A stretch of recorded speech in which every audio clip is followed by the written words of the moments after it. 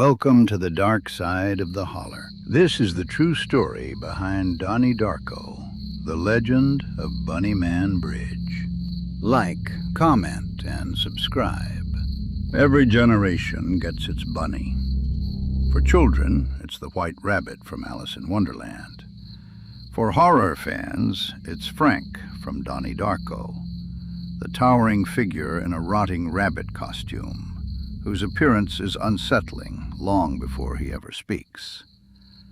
While director Richard Kelly has never confirmed a direct connection, many have pointed to Virginia's Bunny Man legend as one of the inspirations behind Frank. Both share the same feeling: the terror of finding something that should be familiar standing in a place where it absolutely doesn't belong. The real Bunny Man wasn't a ghost, at least not at first. In October of 1970, Fairfax County police received reports of a man dressed in a white rabbit costume confronting people parked along quiet back roads. In one encounter, he shouted at a young couple for trespassing before hurling a hatchet through their windshield. Days later, a security guard claimed he saw the same figure chopping at the porch of a new home with an axe before disappearing into the woods. The police searched and found nothing. That should have been the end of the story. But instead, the legend took over. The anonymous man became an escaped asylum patient. Then he became a murderer.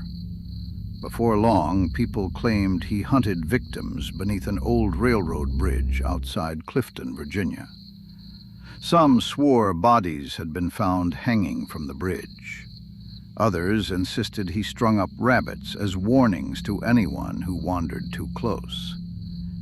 Every telling added another victim, another bloody detail, another reason not to stop your car after dark. Were those stories real? The truth never mattered. Today, the railroad underpass known as Bunny Man Bridge draws curious visitors from across the country. Every October, people gather, hoping to hear screams echo through the tunnel or catch sight of a tall figure dressed in white standing beneath the tracks. Every town has a lonely road people avoid after sunset. Every stretch of woods has a place where the birds stop singing. Every generation invents a monster to explain why your grandparents told you not to linger there. The Bunny Man isn't frightening because of the rabbit costume. He's frightening because no one can point to the exact moment history gave way to folklore. Somewhere between a police report and a campfire, fact disappeared into the trees. Maybe that's why the legend refuses to die. The bridge is still there. The tunnel still echoes. Teenagers still dare one another to visit after midnight. And somewhere, someone is telling the story for the very first time, adding one more detail before passing it to the next generation.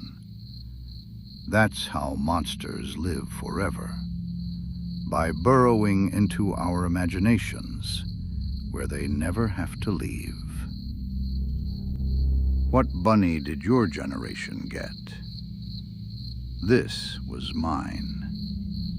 The Rabbit of Kayarbanog.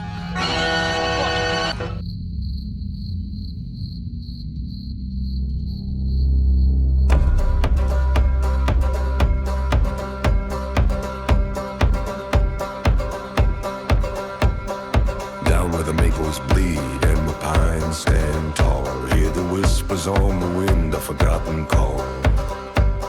Something stirring in the shadows just beyond the light. Don't you dare go walking alone in the Appalachian night.